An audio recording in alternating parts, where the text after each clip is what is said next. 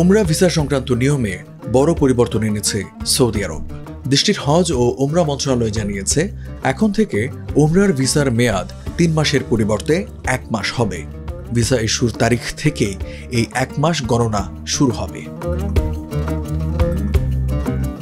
তবে মন্ত্রণালয়ের সূত্রের বরাত দিয়ে সৌদি গণমাধ্যম আল আরাবিয়া জানিয়েছে, সৌদি আরবে পৌঁছানোর পর ওমরা যাত্রীরা আগের মতোই 3 মাস পর্যন্ত অবস্থান করতে পারবেন। অর্থাৎ ভিসার মেয়াদ কমানো হলেও অবস্থানের সময়কাল অপরিবর্তিত থাকছে। নতুন নিয়ম আগামী সপ্তাহ থেকে কার্যকর হবে বলে মন্ত্রণালয়ের সূত্র জানিয়েছে। সংশোধিত বিধি অনুযায়ী ভিসা ইস্যুর 30 দিনের মধ্যে যদি কোনো ওমরা যাত্রী সৌদি আরবে প্রবেশ করে নাম নিবন্ধন না করেন, তাহলে তার ভিসা স্বয়ংক্রিয়ভাবে বাতিল হয়ে যাবে।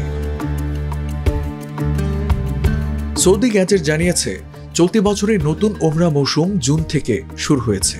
এর মধ্যে এখন পর্যন্ত 40 লাখেরও বেশি বিদেশি মুসল্লিকে ওমরা ভিসা দেওয়া হয়েছে, যা গত কয়েক বছরের তুলনায় অনেক বেশি। মাত্র 5 মাসেই নতুন রেকর্ড ছুঁয়েছে ওমরা যাত্রীর সংখ্যা। ন্যাশনাল কমিটি ফর ওমরা অ্যান্ড ভিজিটের উপদেষ্টা আহমেদ বাজাইফার বলেন, ওমরা যাত্রীদের বিপুল ভিড় সামলানোর প্রস্তুতির অংশ হিসেবেই এই সিদ্ধান্ত নেওয়া হয়েছে। গ্রীষ্ম মৌসুম শেষ হয়ে তাপমাত্রা কমে যাওয়ায় আগামী মাসগুলোতে আরও বেশি যাত্রী মক্কা ও মদিনায় আসবেন বলে ধারণা করা হচ্ছে। তিনি আরও বলেন, নতুন নিয়মের মূল লক্ষ্য হল 2 পবিত্র শহরে অতিরিক্ত ভিড় ও বিশৃঙ্খলা এড়ানো। এতে যাত্রীদের সুষ্ঠু ব্যবস্থাপনা নিশ্চিত করা সম্ভব হবে।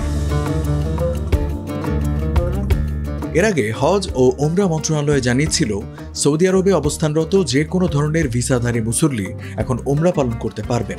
অর্থাৎ ব্যক্তিগত, পারিবারিক, ট্যুরিস্ট, ট্রানজিট, শ্রম ও অন্যান্য ভিসাধারীরাও ওমরার সুযোগ পাবেন। তবে নতুন মেয়াদ সংক্রান্ত বিধি জারি হওয়ার পর পুরনো এই সুবিধা বহাল থাকবে কিনা তা এখনও পরিষ্কার করেনি মন্ত্রণালয়।